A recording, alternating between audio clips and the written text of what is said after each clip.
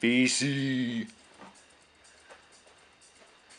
Alright, I'm back to make a video, obviously. Just want to show about 10 quick records in 10 minutes, hopefully, if I don't talk too much. So we'll get into it. What's on in the background? Fela Kuti in Africa 7. This is a Roto 4-0 fight. Fantastic stuff. I got this a couple of weeks ago, I listened to it a couple of times. But yeah, just give it a listen if you get bored of me talking and see what you think. Alright, first up, this is a German crack rock band called Neu. The album's called 75, and it was released in 1975, funnily enough. This is a 2001 reissue. I really enjoy it. I went for a dig with Big Star 1000 and Anthony the other week, and Big Star pulled this out and he said, "Get it, just get it. You'll never regret it." And I certainly don't. This is great. And the first side, I think there's two members of this band who I think they were in Kraftwerk at one point. I think in the early 70s, and they left and they formed Neu. So the first side is sort of more what one of the guys did, which is a bit more ambient and relaxed, and the second side is a lot more punky and rough, and it's krautrock rock, but it's definitely like the early beginnings of punk. You can hear the really screaming vocals, sort of like the Sex Pistols, but both brilliant sides, but both really different. Yeah, I can really highly recommend it. The last two tracks on the first side, I think one's called Sealand, is amazing, like really amazing, beautiful music. Yep, I recommend that one indeed. Next up, this is a band called Straitjacket from New Zealand, from Dunedin.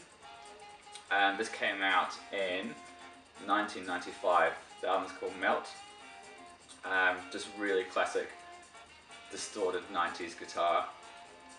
And the lead singer is a guy called Shane Carter, who's sort of a bit of a New Zealand icon. He went on to form another big New Zealand rock band called Dimmer. And I think these days he's with John Toogood, who's from Shehead, and they're in a band called The Adults. Anyway, yeah, this is really great. I think I said it was on Flying Nun. Yeah, Down in Splendor is probably the big track off this one. Yeah, just alternate 90s alternate rock. A little bit, sounds very English, very shoegazy, but it's great. If you ever come across this, get it. Next up, I got this just recently.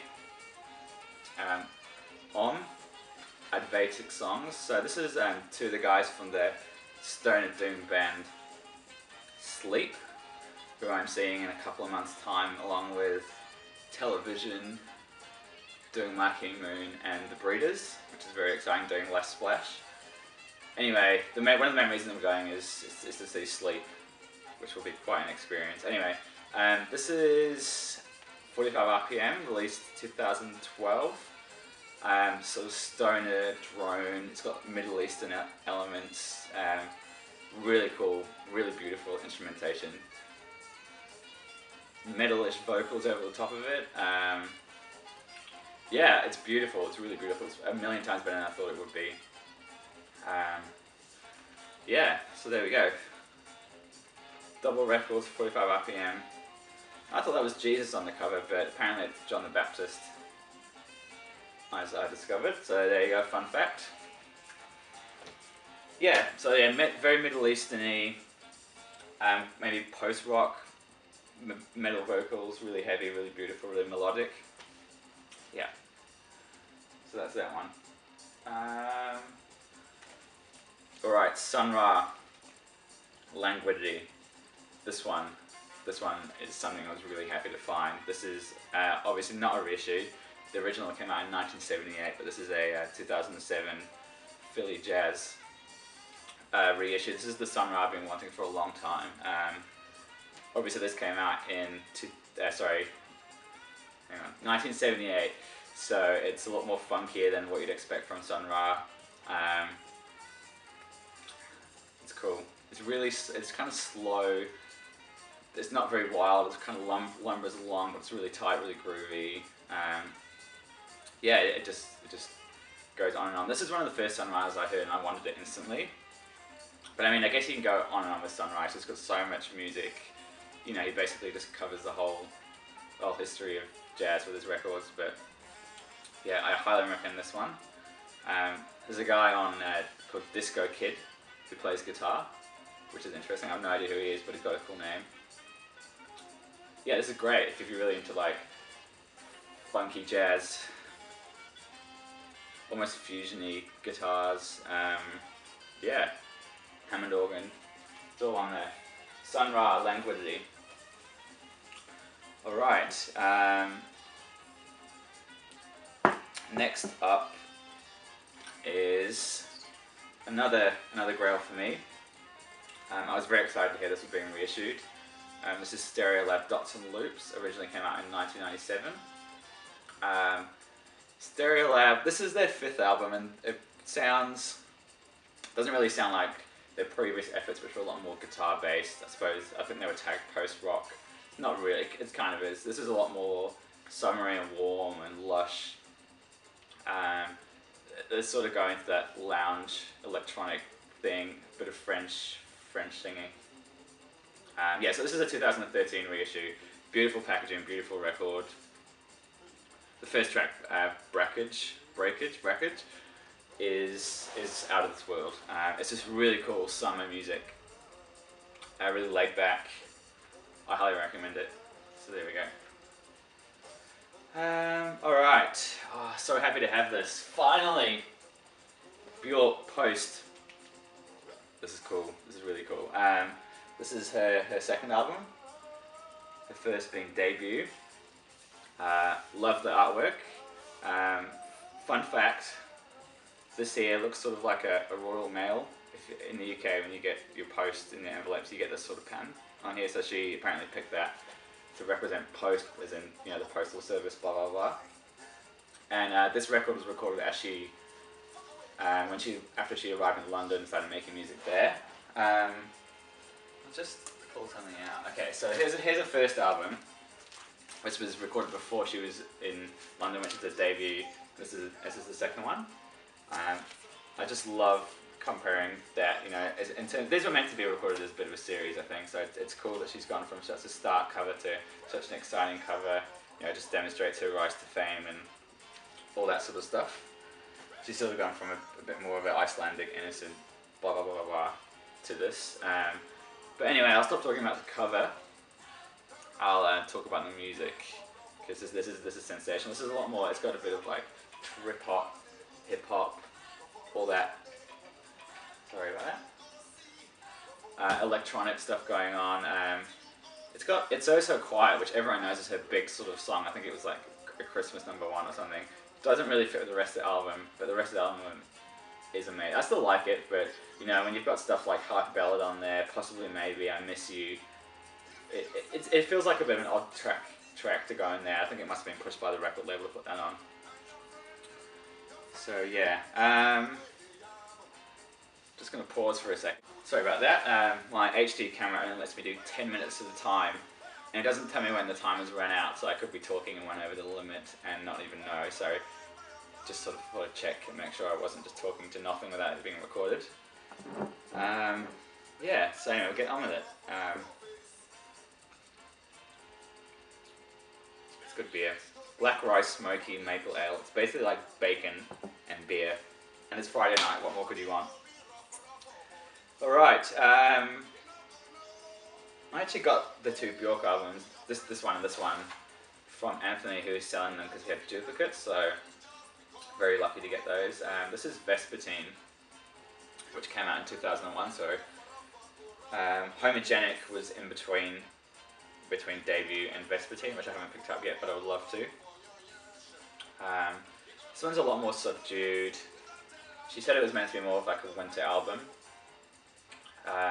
Uses a lot of homemade instruments. Apparently the album was going to be called Domestica because a lot of the instruments she found in and around her house or belonged to her family or something, but at the end they went with Vespertine.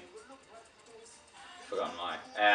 Anyway, this is a really beautiful album. Again, a lot more personal, introspective. It's not quite pumping it out there like this one.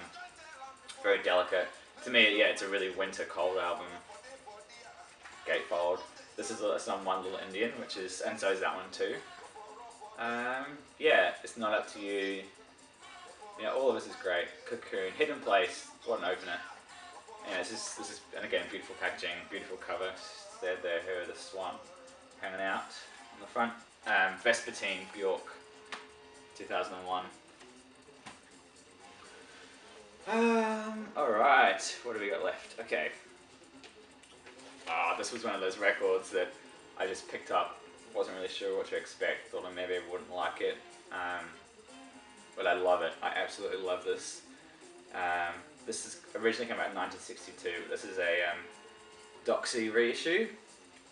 I've got one of the Doxy reissue, which is a Charles Mingus Alternate Moves of Tier 1, and that sounds great. So based on that, I picked this up. So it's basically Indian it's more classic Indian music. The first side has a couple of jazz players on there. Forgotten his name. Let's have a look. Bud Shank. There we go. I think he plays flute over this. But the second side is just Ravi Shankar playing a raga, and it sort of just builds up with him playing and playing and playing and playing. And he layers it over. It's got that droning sound and keeps going and the tablets kick in and it all takes off, and that's the whole second side basically. That's the side that really gets me. It just kicks in like that, and it's just amazing how they can build up. It's just so delicate that they can build up from nothing and just get this really great vibe going and build it up and then wind down at the end. But it's just beautiful music. It's so nice to open my ears to this sort of stuff. I'm definitely going to be looking for more Ravi Shankar. Again, I just picked this up on a whim, and it paid off. So this is really good. I can highly recommend it. Killer stuff. Ravi Shankar improvisations. Yeah, 2 thumbs up to that. Oh yeah, this is that's interesting. All right, finally got this. I've sort of been listening to them the past couple of months. I really wanted to get Birds of Fire, but I saw this and it was $10, so I picked it up. Billy Cobham is outstanding. His drumming on here is so cool. Yeah, Mahavishnu Orchestra, the Inner Mounting Flame. Killer stuff. Weird thing about this I've noticed, it's really bizarre. The word Columbia up here has been erased out with a black marker, and on the back also wherever the words Columbia appear 3 times, someone's got an eraser and sort of blacked it out. I don't know why they would do that. And then on the inside, it's got an original Columbia label. Probably can't really see, and someone stuck a sticker over the top of it, and then sort of their own label. What have they? Actually, it looks like with a marker pen, they've gone and erased out the Columbia, the yellow. You know how it's got the red label with the yellow writing. It's been erased out in a perfect circle. Really weird. I don't know if anyone knows why that would be, but it just seems bizarre that someone would make an effort to purposely remove the words Columbia off the record. Anyway, it plays great, and there's no issues with any of the sound, or it's not a bootleg or anything like that. It's just, yeah, really weird. I don't know. Anyway, yeah, this album cooks. They just power through it. Fun fact, I think Massive Attack sampled, You Know, on the track One Love from Blue Lines, which I also picked up recently. This is an OG down there, which I might show in my next video. Anyway, just interesting. Yeah, One Love from Blue Lines, which is a killer track from a killer album. Sample from there. Alright, next and final one for this video.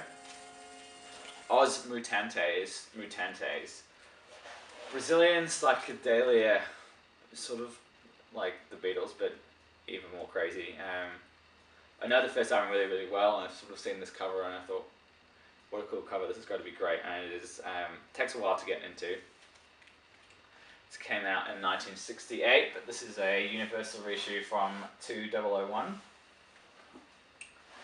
I don't know, it's very fun, very light. I don't know what they're saying because it's in Brazilian, but I really like it. So there we go. Hopefully I'm going to make a couple more videos tonight and show some more records that I've picked up. And yeah, thanks for watching, and see you soon.